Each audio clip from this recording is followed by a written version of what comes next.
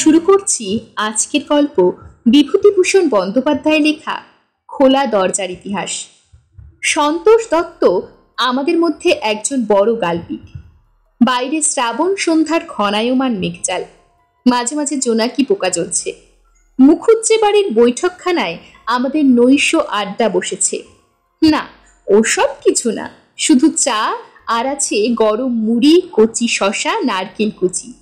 সন্তোষদা আজ কলকাতা থেকে দুদিন এসেছেন, পরলোক তত্ত্বের আলোচনা করেন। এ সম্বন্ধে প্রবন্ধও লিখেছেন, নামও আছে। সন্তোষবাবু এই গ্রামের জামাই, মাঝে মাঝে আসেন কারণ শ্বশুরবাড়ির সম্পত্তির তিনিই উত্তরাধিকারী। মাসে এক দুবার আসেন। আমাদের গ্রামের নতুন কলেজের নতুন মাস্টারমশাইরা একটা মেস করেছেন। ৫-৬টি উচ্চশিক্ষিত যুবক মাস্টার মেস থেকে মুখুজ্জে বাড়িতে রোজ সন্ধ্যায় আড্ডা দিতে আসেন। আমিও এই দলের একজন বটে, তবে আমি মেসে থাকি না। এই গ্রামেই আমার পৈতৃক ভিটা। রামবাবু দর্শন ও ন্যায়ের অধ্যাপক। তিনি বললেন, আপনি প্রমাণ করতে পারেন পরলোক আছে? না। তবে প্রমাণের ব্যাপার এ নয়, তবে আমি আপনাকে অনেক ঘটনা বলতে পারি। বলুন, কি ঘটনা? তার চেয়ে আপনি বিশ্বাস করেন? করি। কি করে জানলেন পরলোকের ব্যাপার? Knock and it will be opened into you. ওসব বড় অস্পষ্ট কথা। এর চেয়ে বড় সত্যি কথা খুব কম মহাপুরুষের মুখ থেকে বেরিয়েছে। প্রমাণ করা অত সহজ নয়, তবে এক আধটা ঘটনা বলি শুনুন। তার চেয়েও ভালো হয় যদি রেখাকে নিয়ে এসে একদিন আপনাদের সামনে প্রেত নামিয়ে দেখিয়ে দেওয়া যেত। কে রেখা? রেখা চক্রবর্তী, একজন বড় মিডিয়াম আমাদের সাইকিক সোসাইটির। তার এই শক্তির জন্যে সোসাইটি তার মা 2 ভাইকে পুষছে। রেখা চক্রবর্তীর বয়স কত? 17-18 হবে। আশ্চর্য শক্তি ওর। অনেক অবিশ্বাসী নাস্তিক লোক রেখাকে দেখবার পর আমাদের সোসাইটির মেম্বার হয়েছে, কিন্তু এবার আমরা ওকে ছেড়ে দিচ্ছি। কেন? খোলা দরজা পেয়ে পরলোক থেকে বড্ড অবাঞ্ছিত খারাপ লোক এসে ঢুকে পড়ে। কোথায় ঢুকে পড়ে? মিডিয়ামের দেহে। রেখার শরীরটা তো হলো খোল, খোলের মধ্যে ঢুকে পড়ে পরলোকবাসী বহু দুষ্ট আত্মা। ওর দেহটাকে নিয়ে তারা সবাই ছিনিমিনি খেলতে শুরু করেছে। অদ্ভুত ফেয়ারটেল। মশাই শিক্ষিত পণ্ডিত লোক, প্রত্যক্ষ তো একটা প্রমাণ। আপনাদের ন্যায়শাস্ত্রে কি বলে? হ্যাঁ, আত্ম অনুমানের চেয়ে প্রত্যক্ষ বড় প্রমাণ কি বই কি। চলুন আমার সঙ্গে। ৬৭ নম্বর নন্দনবাগান স্ট্রিট। রেখা ও তার মা ভাইয়েরা ছোট্ট একটা ঘরে এই ঠিকানায় থাকে। গরিব বড্ড, কিন্তু সাইকিক সোসাইটি খেতে পড়তে দিচ্ছে বলে একটি মেয়ে তার সব কিছু বিসর্জন দিতে পারে না। তার নিজের দেহটা আর তার দখলে থাকছে না, অপরে দখল করে নিচ্ছে। তার মানে? এর মানে খুব সহজ। রেখাকে তার দেহ থেকে তাড়িয়ে দিয়ে অন্য দুষ্টু আত্মা এসে সেখানে জুড়ে বসেছে। ন্যায়ের অধ্যাপক রামবাবু এই আজগুবি কথায় নিজের মতের অকাট্যতা খুঁজে পেলেন। হেসে বললেন, এই জন্যেই তো লোক আপনাদের কথা বিশ্বাস করে না। আচ্ছা, বলে যান শুনি। সন্তোষবাবু বললেন, না, আপনাদের নিয়ে যাব নন্দন বাগানে, বললে বিশ্বাস করবেন না। আমরা বললাম, সেই ভালো। রামবাবু বললেন, সে তো ভালোই, তবু আগে বলুন কি কি হয়। সন্তোষবাবু বললেন, হবে আর কি, সেদিন রেখার মা বসে আছে। রেখা গিয়ে বললে, দিদি, আমার শ্রাদ্ধটা পর্যন্ত তোমরা করলে না, আমার জন্য গয়ায় গিয়ে পিণ্ডদান করো, তোমাদের ভালো হবে। ওর মা বললে, কে তুমি? আমি পারুল, হেমনগরের পারুল। তুই তো অনেকদিন মরে গিয়েছিস পারুল। গিয়েছি তাই কি, রোজ তোমাদের বাড়িতে আসি, হেমনগরে যাই, সোদপুরে বড়দির শ্বশুর বাড়ি যাই। মনের গতিতে যাতায়াত আমাদের, কোনো কষ্ট নেই, কিন্তু ওপরে উঠতে পারি না। পৃথিবী যেন টেনে রেখেছে। পিণ্ডদান করলে পৃথিবীর বন্ধন কাটিয়ে চলে যাব। আমি চলি দিদি। একটা হিন্দুস্তানি মেয়ে রেখার দেহে ঢুকবে বলে ঘুরঘুর করছিল, আমি তাকে তাড়িয়ে দিয়েছি। কে এসে? বস্তিতে আসতো, চরিত্র ভালো ছিল না, আত্মহত্যা করেছিল কি জন্যে, এখন কষ্ট পাচ্ছে। এখানে দার্শনিক রামবাবু প্রশ্ন করলেন, দাঁড়ান মশাই, একটা মস্ত বড় ফাঁক রয়ে গেল। চরিত্র ভালো ছিল না এ কথার মানে কি? কোন স্ট্যান্ডার্ডে পরলোকে চরিত্রের সুকু নির্ধারণ হয়ে থাকে? এটার উত্তর চাই। সন্তোষ দত্ত বললেন, নিজের মনই পরলোকে নিজের বিচারক হয়, কেউ বাইরে থেকে কিছু করে না। উইল ইজ দ্য কি। পরলোকের একটি মস্ত বড় সত্য। কিন্তু এসব তত্ত্ব কথা থাক, গল্পটা বলি। রেখার মধ্যে মাঝে মাঝে দুষ্ট আত্মারা ঢুকে পড়ে। তারা হিন্দিতে, ওড়িয়াতে, বাংলাতে গাল দেয়, কারণ সব জাতির আত্মাই তার মধ্যে আছে। সেদিন একটি ফিরিঙ্গি মেয়ে ওর দেহ অনেকক্ষণ অধিকার করে রাখলে। তার বাড়ি ছিল নাকি পার্ক সার্কাস। রেখা কোনো কালে ইংরেজি জানে না, অথচ গড় গড় করে ইংরেজি বলছে। রামবাবু অবিশ্বাসের সুরে বলেন, আপনি নিজে শুনেছেন? নিশ্চয়ই, না শুনলে বলি। শুধু তাই নয়, অনর্গল ওড়িয়া বলতে শুনেছি রেখাকে। কিন্তু এসবের চেয়েও আশ্চর্য এবং খুব খারাপ হলো পরলোক থেকে নিম্ন শ্রেণীর দুষ্টু আত্মা আসাতে। তারা এসে কি করে? নানা রকম উপদ্রব করে। ওর দেহটাকে নিয়ে হয়তো ধুলোয় ফেললে, হয়তো রোদে কষ্ট দিলে। একবার রেখাকে আগুনে পোড়াতে গিয়েছিল। আবার নিম্ন শ্রেণীর প্রাণীর আবির্ভাব হয়, তাদের নাম জানি না। ইংরেজিতে যারা বলে এলিমেন্টাল। এরা ভয়ানক, হিংস্র এবং মানুষের ক্ষতি করবার জন্যে সব সময় উন্মুখ। তবে এরা কিছু করতে পারে না। স্থূল জগতে এদের দেহ অদৃশ্য। পৃথিবীর কোনো পদার্থ এদের স্পর্শ করার কোনো ক্ষমতা নেই। বেশ আজগুবি গল্প হলো আজ বৃষ্টির দিনে। আমার সঙ্গে যাবেন নন্দনবাগানে? যেতে পারি। প্রত্যক্ষ দেখুন না, দোষ কি? না, কিছু দোষ নেই। কাল চলুন, বাসে করে যাই। এইভাবে শ্রীযুক্ত রামলাল চক্রবর্তী MA PhD দর্শনের অধ্যাপক তার মরণের পথে অগ্রসর হয়েছিলেন। সংবাদপত্রে যেটা বেরিয়েছিল সেটা সর্বৈব মিথ্যা। ময়নাতদন্তে আদালতের বিবরণও কাল্পনিক। রেখা চক্রবর্তী খুব ভালো চরিত্রের মেয়ে। মুখুজ্জে বাড়ি ছিল বসিরহাট ট্যাটরায়।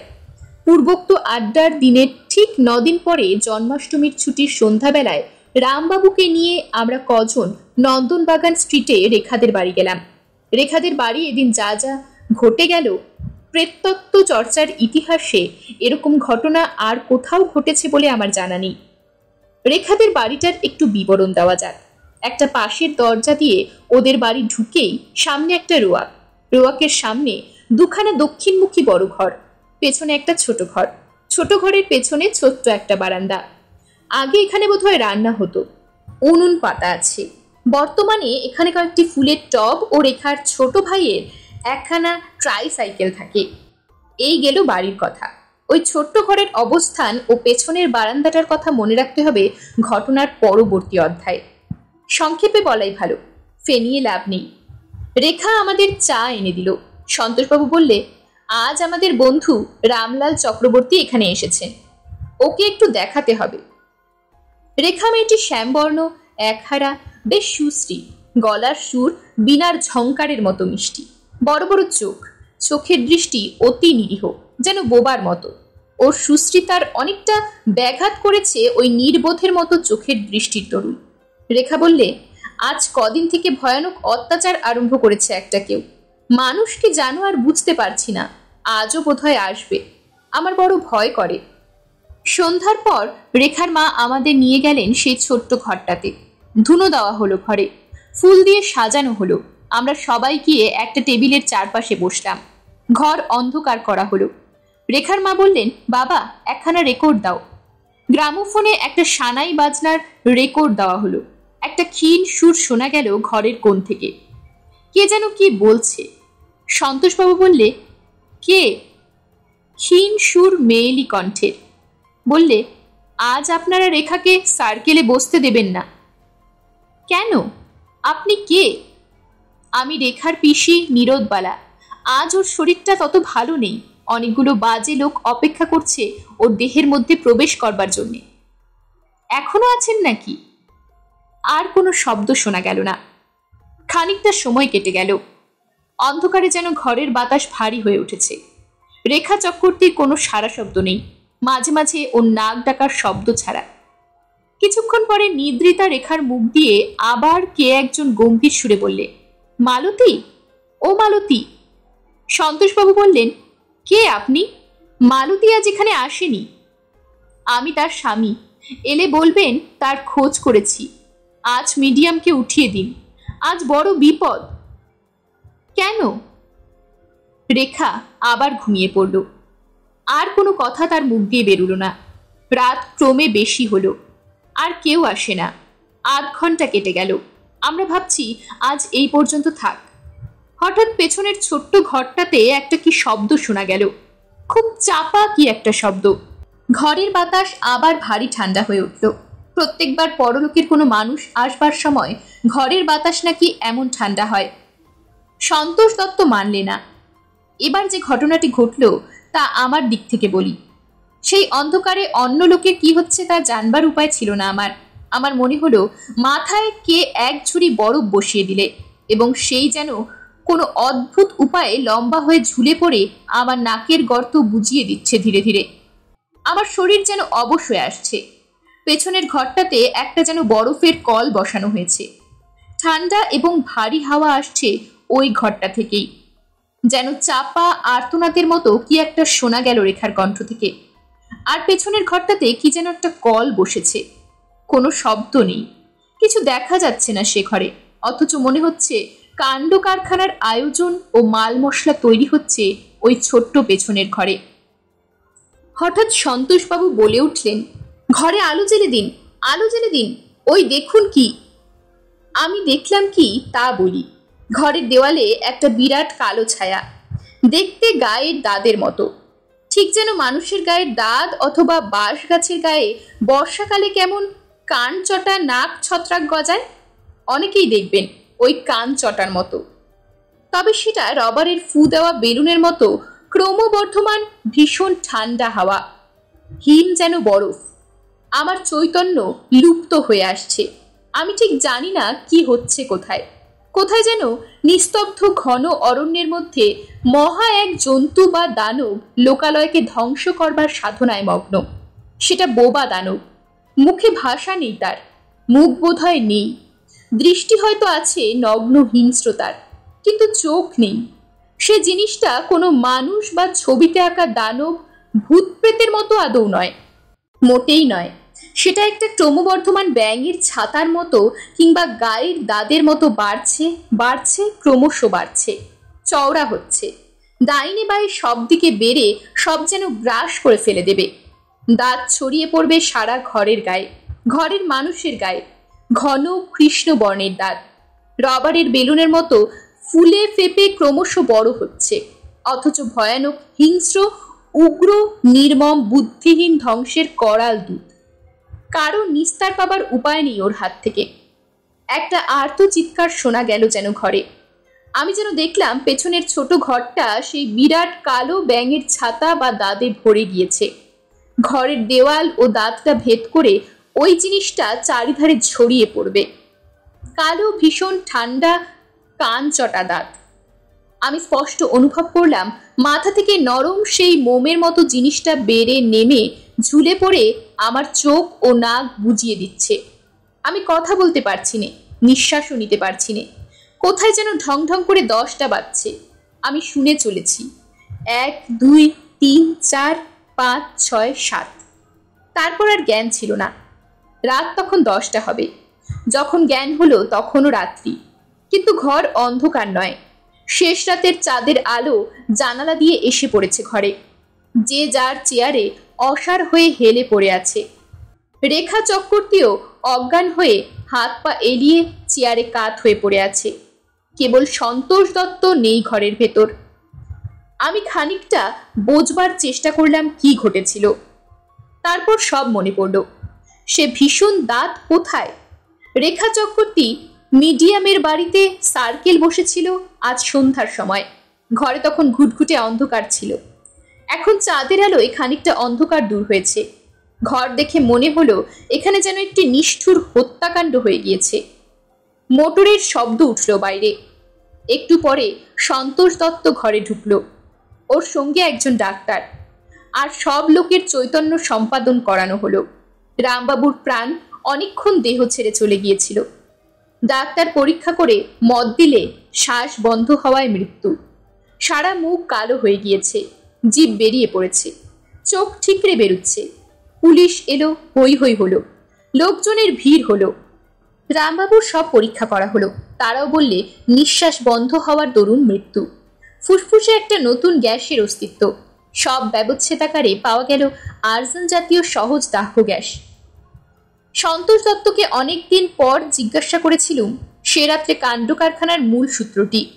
সন্তোষ দত্ত বললে সে রাত্রে একজনও বাঁচতাম না আমরা। পূর্বেকার আত্মা আমাদের সতর্ক করে দিয়েছিল, আমাদের সেটা শোনা উচিত ছিল। আমি বললাম, দুজন আত্মা, রেখার পিসি আর মালতীর স্বামী। কি হয়েছিল জানেন?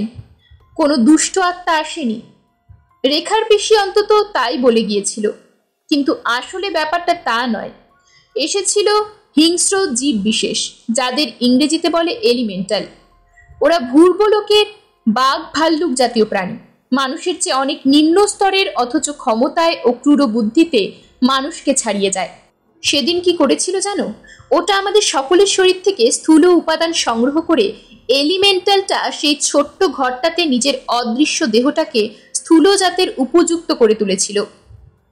অন্ধকার ঘর ল্যাবরেটরি হিসেবে ব্যবহার করেছিল। তা তখন কি জানি?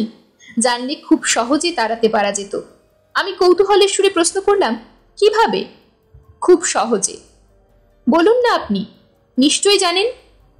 মাত্র আলোটার সুইচ টিপে দিয়ে বিভীষিকাময়ী অন্ধকার রাত্রি ও রহস্যময় পরজগতের সমস্ত ভয় ও কুহেলি কেটে গিয়ে আমরা সেই মুহূর্তেই নিরাপদ হতাম, যদি আলোয় ভরিয়ে খুলে দিতে পারতাম ঘর।